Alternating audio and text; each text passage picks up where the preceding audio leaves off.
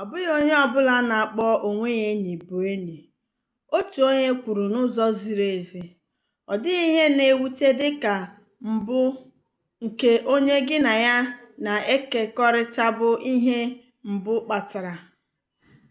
Ọ bụ ezie na ọ dịghị mfe ịchọta enyi kwesịrị ntụkwasị obi.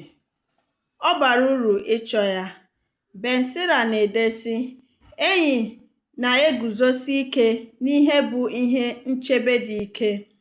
Onye na-achọta ya achọtawo akụ n'ezie.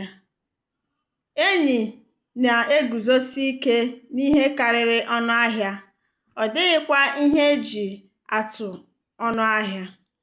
Onyenwe anyị Yeshua, i nyere ezi nkọwa nke ọbụbụ enyi mgbe ị gara n'ụzọ niile n'obe ịnwụ maka anyị. Nye anyị obi nke achọghị ọdịmma onwe onye ịhụnanya dịka gị. Ụtụtụ dị ịtụnanya.